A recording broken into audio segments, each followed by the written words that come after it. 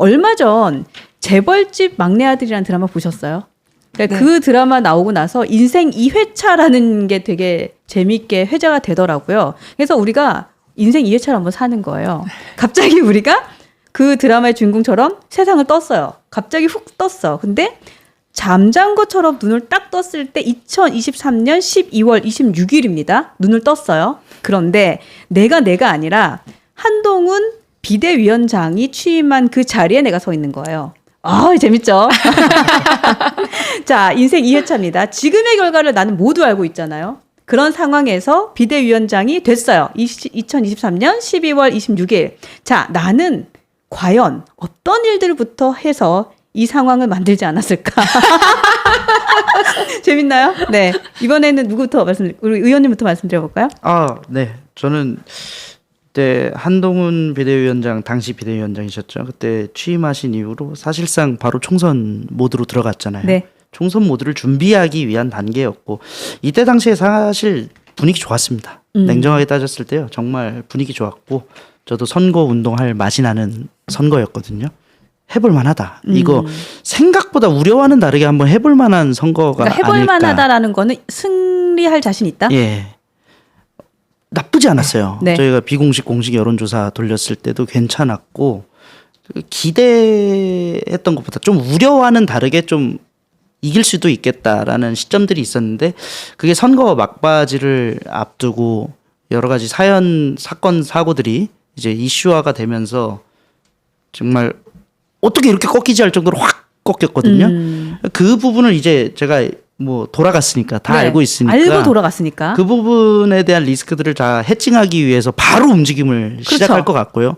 그럼에도 불구하고 만약에 계속해가지고 당시에 그 총선 상황이 어려워진다면은 그때 당시 제가 기억을 해보면은 그 한 대표님의 메시지가 상당히 마지막으로 갈수록 세졌어요. 그 세졌다는 게 뭐냐면은 그 방향성이 국민의힘이 있지 않고 민주당 쪽으로 넘어갔어요. 그게 뭐냐면은 2조 심판. 너무 세게 계속. 그러니까 이재명에게 어떻게 우리가 이 범죄자에게 민주당에게 이 나라를 총선의 맡기겠습니까? 권한을 주냐, 여러분 이러면 안 됩니다. 저는 그게 지금 와서 돌이켜 보면은 그 좋지는 않았다. 왜냐하면은 결국은 그때 상황에서 우리에게 필요했던 거는 어쩌면 세결집이 아니라 결국은 플로팅 보트를 타고 있는 중도 유권자분들인데 이 중도 유권자분들이 이미 질릴 대로 질렸습니다. 정치에. 네. 양당 싸우는 모습, 질투하는 모습 그거에 질려서 상대방을 까는 거는 이제 들리지도 않아요. 다 알아요. 서로 뭐 때문에 까는지를 다 알기 때문에. 그러니까 한동훈 대표 당시 비대위원장의 그 선거 막판에 갔을 때의 메시징이 너무 좀 피로도를 높였다.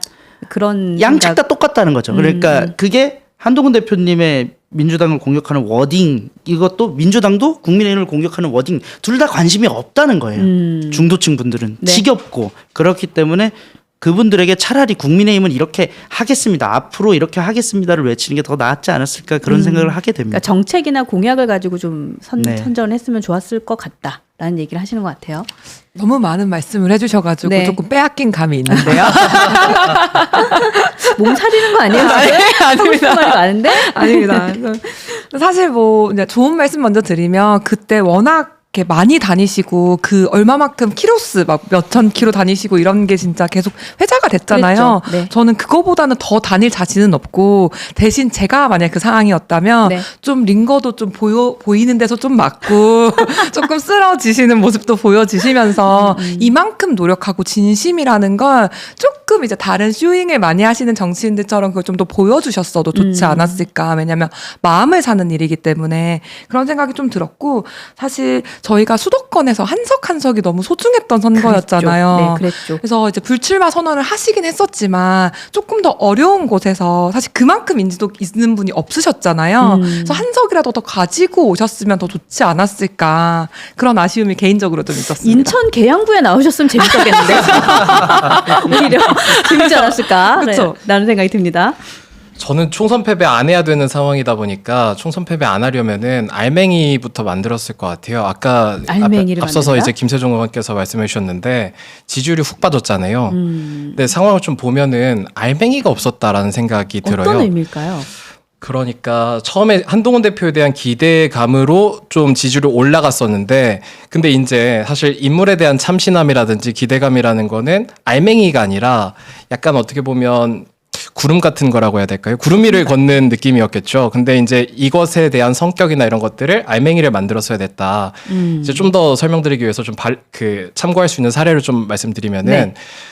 그러니까 결국은 이제 선거 과정이 당시에 이준석 대표와 이제 대선 과정이랑 좀 유사해지는데 그때도 당정 갈등은 있었거든요. 그런데 한동훈 대표와 이 대통령 그리고 이 당시에 그 당정 갈등이라고 하면 젊은 세대에게 저거 왜 싸우는 건데? 싸우는 건 알겠어요. 그런데 저거 왜 싸우는 건데? 그럼 화해하고 나서 어떤 이슈가 더 나와야 되는데 그런 것 없이 그냥 갑자기 싸우다가 어디서 손잡고 그냥 끝나버렸거든요. 그러다 보니까 이 관심도가 떨어지다 보니까 알맹이가 좀 없었다. 그래서 만약에 저라면은 이랬을 것 같아요. 그 당정 갈등이라는 것도 이렇게 포장을 했을 것 같아요. 실제로 만약에 둘이 만났던 그 화해하고 나서 만난 건 있잖아요. 네, 네. 이제 거기서 신뢰를 좀 회복하는 말씀을 좀 드리고 대통령의 성공 없이 나의 성공은 없다. 그리고 우리 오래 지내지 않았느냐 뭐 이런 걸로 신뢰를 좀 쌓은 다음에요. 네. 이걸 했었을 것 같아요. 그 우리가 대선 과정에서 젊은 세대에게 약속한 공약들이 있는데 지켜지지 않는 것이 있다. 사실 제 진짜 원초적 불안은 우리가 지금 이 대선 때 얻어왔던 젊은 세대의 마음을 여전히 회복을 못해서 선거에 지면 제 정치적 미래가 있겠느냐. 이거는 저와 오랜 과정이 있다 보니 저를 배려해 주시는 차원에서라도 네.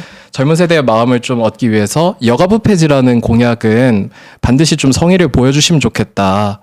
이런 메시지로 이 알맹이 없던 갈등에 알맹이를 채워가는 과정을 좀 만들었을 것 같습니다. 되게 좋은 지적이네요. 그러니까 사실은 그러니까 아무것도 안 남고 그냥 싸웠대. 풀었대 이것만 남았는데 그 갈등조차도 정치적인 소재로 잘 활용하고 그걸 화제화시켜서 좀 진심을 전할 수 있었겠다. 사실 지금의 당정 갈등에도 이것은 대입해 볼 수 있는 상태가 좀 그렇죠. 있습니다. 네, 예. 네, 네.